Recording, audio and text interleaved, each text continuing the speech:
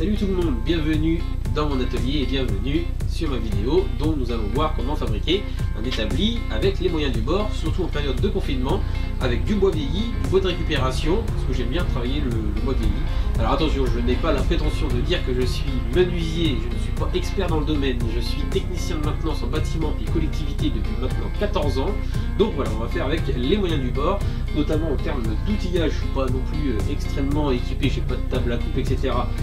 J'ai largement de quoi gérer le truc, c'est amplement suffisant, et notamment en termes de qualité vidéo, donc vous m'excuserez par avance de mon matériel et de ma qualité. Ça se fera avec le temps. Allez, je vous donne rendez-vous pour la fabrication de l'établi. Je vous dis à tout de suite, c'est par ici que ça se passe.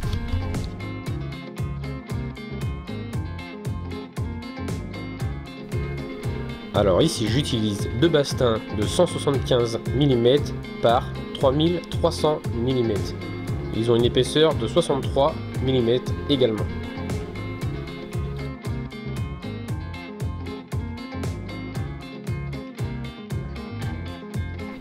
Alors l'établi mesurera 165 cm de longueur par 80 cm de largeur et sur une hauteur de 82 cm également.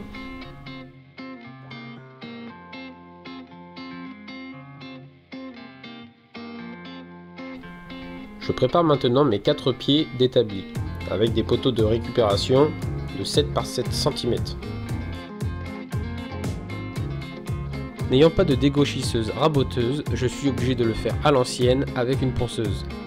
Alors c'est pas la meilleure des solutions, c'est pas hyper classe non plus, mais il s'agissait principalement de nettoyer mes pieds pour que je puisse travailler sur un support propre.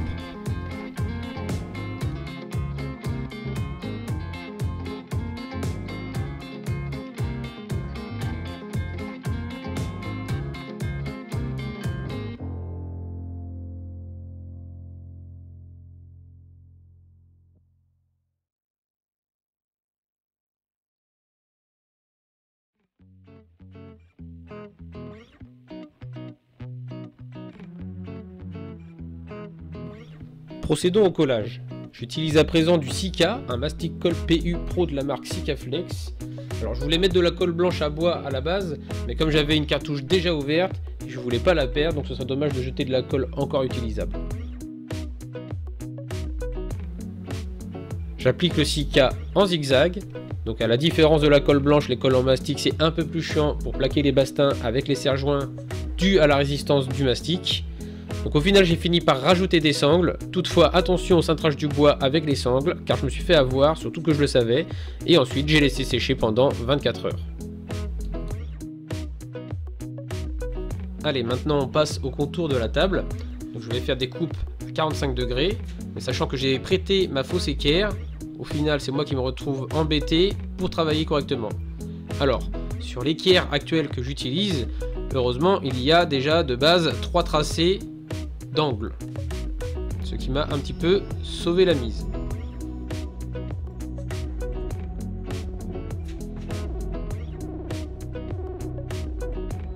Alors évidemment avec ma machine j'aurais pu couper directement mes bastins à l'angle voulu, mais je préfère suivre un tracé, c'est comme ça, chacun son truc et c'est toujours plus simple sans prendre de risques.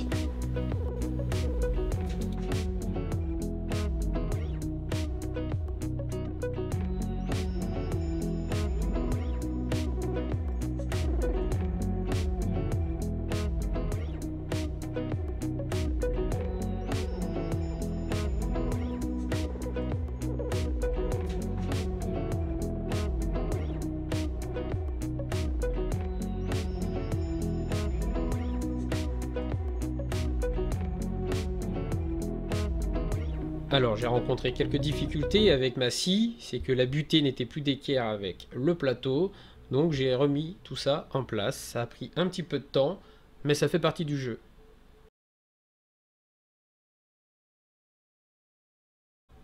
Du coup j'en profite pour faire un petit peu de nettoyage et de graissage sur certaines parties de la scie, c'était l'occasion de faire un petit peu de maintenance.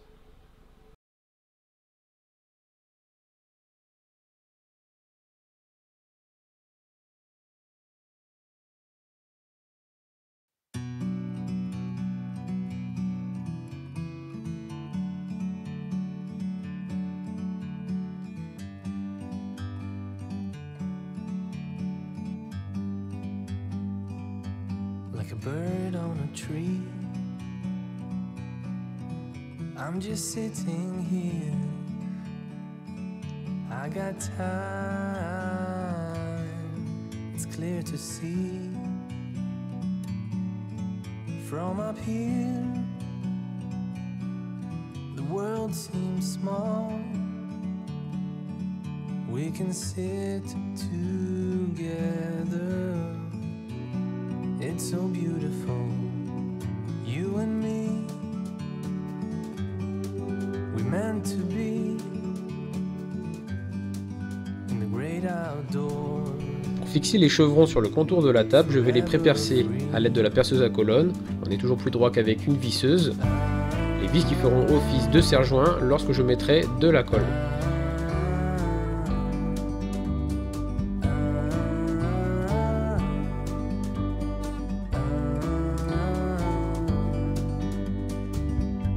Sometimes you need to go and take a step back to see the truth around you.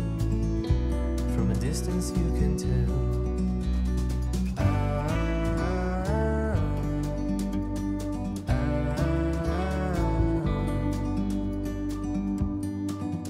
You and me were meant to be in the great outdoors, forever free. You and me meant to be in the great outdoors, forever free.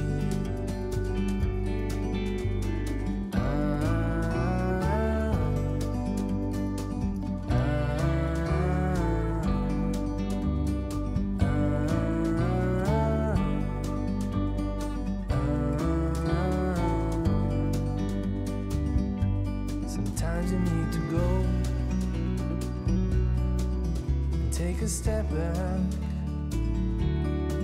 to see the truth around you. From a distance you can tell.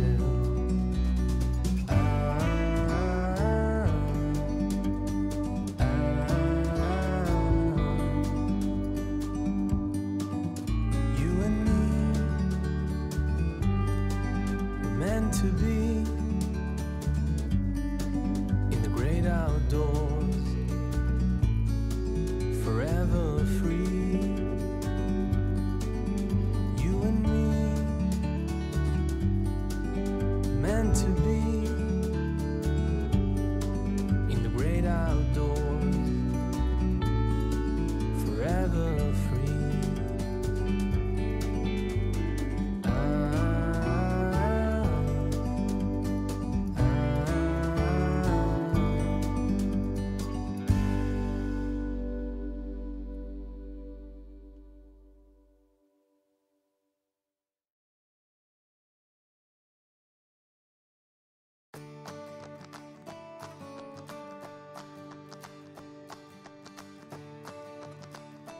Pour l'assemblage de mes 4 pieds, je vais mettre un dernier coup de ponçage un peu plus fin et poncer également le dessous du plateau.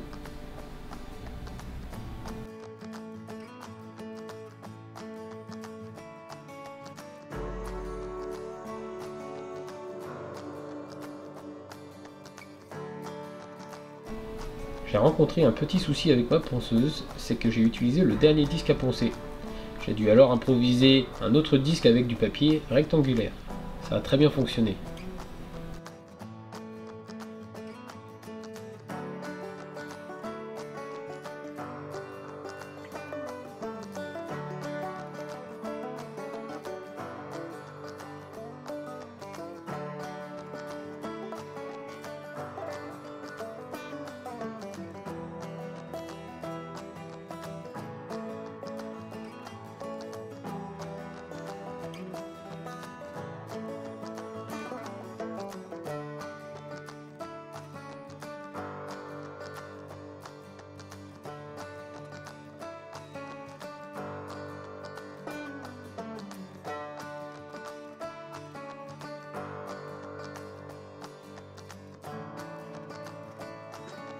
Allez les artistes, du coup on va fixer les 4 pieds. Normalement ça devrait le faire avec les équerres. Alors je vous raconte un peu le poids de la table du coup. Mais bon, au moins ça sera solide. J'ai un pied qui est un petit peu volé, mais on va essayer de se débrouiller avec ce que j'ai sous la main. Allez, c'est parti!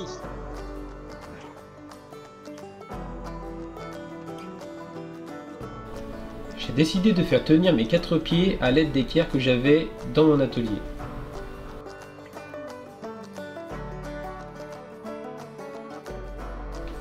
Alors oui, je sais, aucun menuisier n'utiliserait d'équerre pour fixer des pieds de table. Ceci dit, je ne suis pas menuisier et n'étant pas très à l'aise avec la technique tenon-mortaise, je n'ai pas voulu prendre de risques inutiles. D'autant plus que mon bois, il est très filandreux, très abîmé et j'en ai pas d'autres en stock, donc je n'ai pas voulu me prendre trop la tête.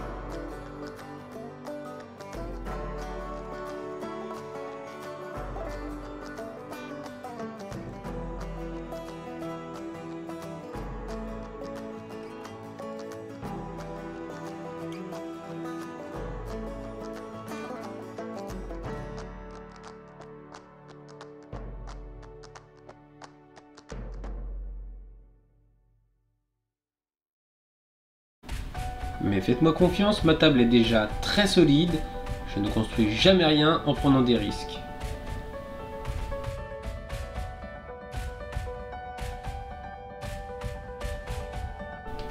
J'utilise à présent un chevron que j'avais à traîner dans mon garage qui solidifiera le tout.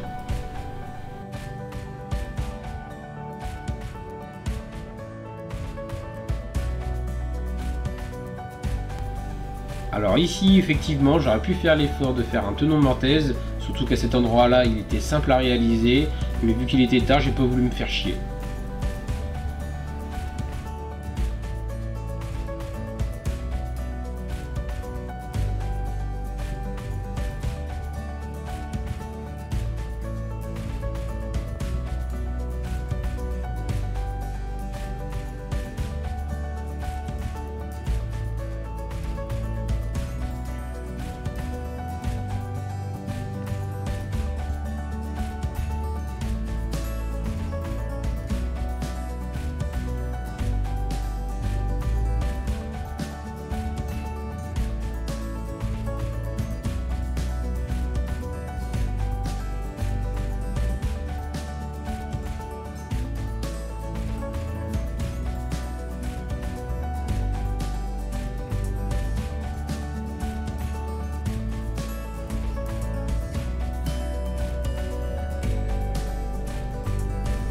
Je vais maintenant retirer les défauts les plus gros du plateau avec la ponceuse à banc.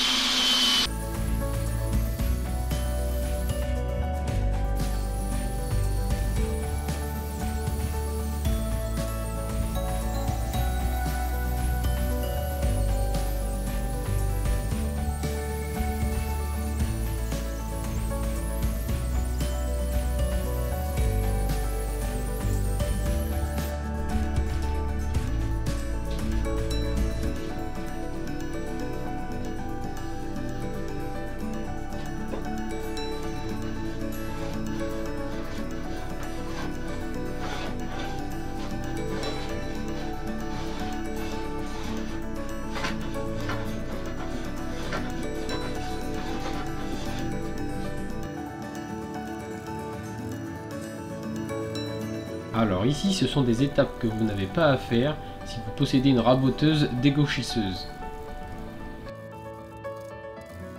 Beaucoup de personnes utilisent leur défonceuse pour dégauchir, mais là en l'occurrence je n'ai pas de rail ni de guide.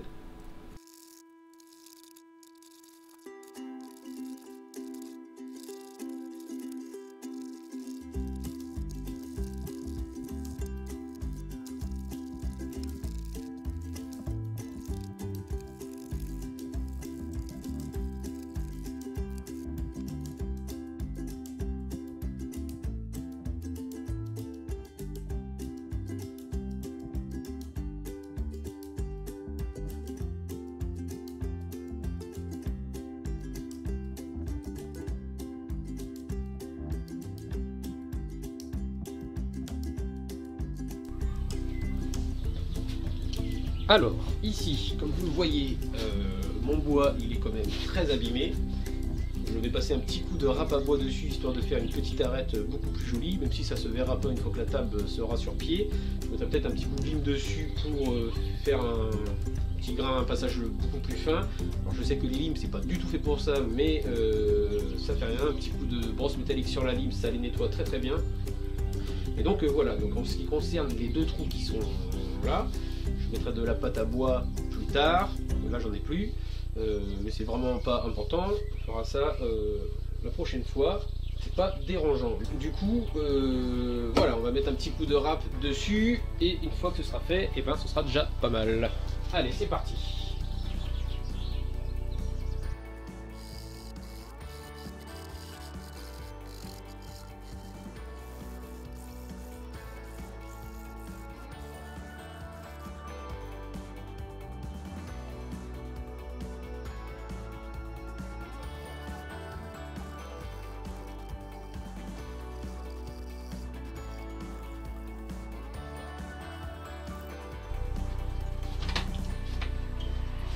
Bon, ici, j'ai dû mettre deux serre-joints parce que j'ai un nœud qui s'est barré de mon pied.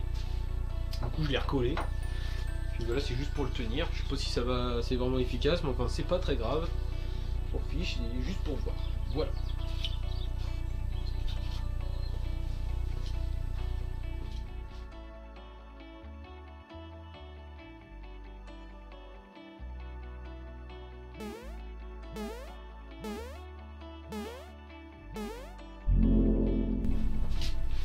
Alors maintenant que j'ai terminé de poncer ma table, que j'ai fini avec un disque de 125, alors il y a encore des petites traces, mais enfin c'est pas très grave, c'est pas mal quand même. Et puis bon, bah, ça reste un établi, on va peut-être pas trop chipoter non plus. Donc voilà, ceci dit, je vais mettre maintenant un petit peu de lasure. Alors j'aurais voulu tester le fameux produit Rubio que j'ai découvert il y a pas longtemps sur une vidéo de Olivier Verdier, le menuisier que vous connaissez sûrement. En tout cas, allez faire un tour sur sa chaîne YouTube, c'est vraiment bien, on en apprend énormément et je le remercie d'ailleurs. Mais du Rubio, je n'en ai pas, alors je vais mettre ce que j'ai sous la main. Ici, j'ai de la lasure chêne clair, ils sont pas tout jeunes d'ailleurs.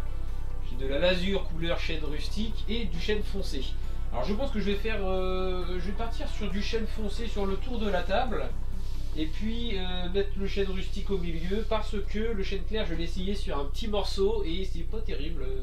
On le voit pas beaucoup, ça fait un peu bizarre, ça fait un peu jaunâtre, non j'aime pas trop. Donc on va essayer avec ça, et lorsque la table sera abîmée au fil du temps, pourquoi pas ne pas essayer un peu de vernis ou de mettre le fameux Rubio. Voilà, allez du coup c'est parti pour un petit peu de lasure.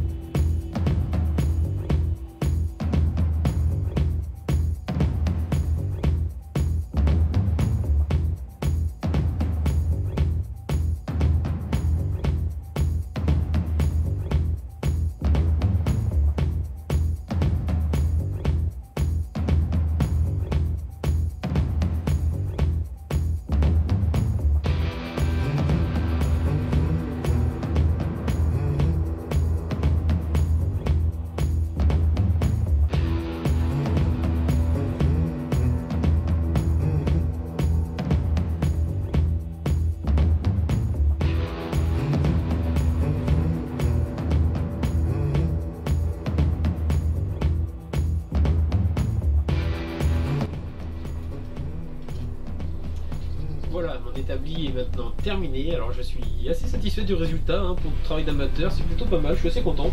J'ai limite pas envie de l'utiliser pour pas l'abîmer. Je vais travailler par terre, c'est pas grave.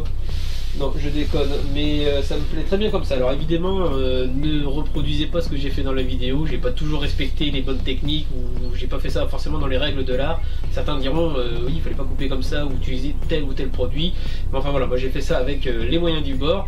C'est comme ça, mais c'est pas très grave. Surtout pour ce que je vais en faire de cette table-là, c'est très bien comme ça. En rangeant mon bazar, j'ai trouvé également des lettres pochoirs. Alors je me suis dit pourquoi ne pas inscrire atelier numéro quelque chose. Je ne sais pas, à voir ce que ça donne en contraste. Si vraiment c'est de la merde, bah, je reponcerai et je remettrai de la lasure rustique. C'est pas important, mais on va essayer ça quand même. Voilà, j'en ai même profité pour mettre de la lasure sur mon mur et finalement je regrette parce qu'il est un petit peu trop foncé. Mais enfin tant pis, hein, ça va rester comme ça, je vais pas le refaire. La flemme déjà, et puis je vais pas passer mon temps à faire ça. En attendant, ça fait toujours un petit peu plus propre. Puis je me sentais plus avec mon pot de lasure, j'ai relasuré toute la maison là. Bon, enfin c'est comme ça. Hop là, tiens baisse-toi, j'ai rajouté aussi mon étau qu'on ne voit pas sur la vidéo. J'ai également mis une planche en dessous, histoire de ranger tous mes outils portatifs qui me prennent une place énorme dans l'atelier. Alors à voir dans le temps, si je ne rajouterai pas des rangements, des tiroirs ou peut-être un placard, je sais pas. C'est un peu plus de cachet, mais je veux pas trop me précipiter à faire ça. Ce sera en fonction de mes besoins, donc voilà, faire ça correctement. Allez, du coup c'est parti pour un petit peu de pochoir. À tout de suite.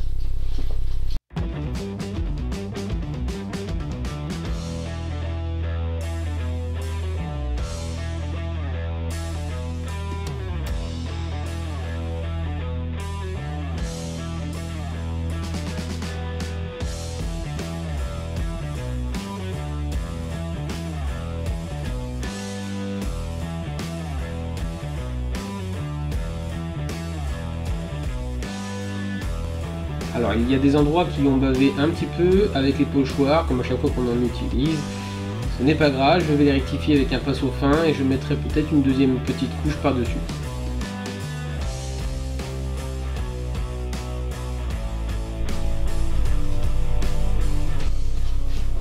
Voilà, cette vidéo touche maintenant à sa fin. Merci aux plus courageux d'avoir regardé jusqu'au bout.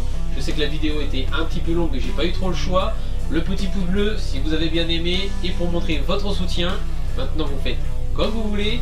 Je vous donne rendez-vous pour de prochaines vidéos qui porteront sur de la maroquinerie et de l'horticulture. Ou sinon venez faire un tour sur twitch.tv pour me voir en direct, en vivant, faire d'autres créations et d'autres activités. Je vous remercie, je vous dis à plus tard. Prenez soin de vous.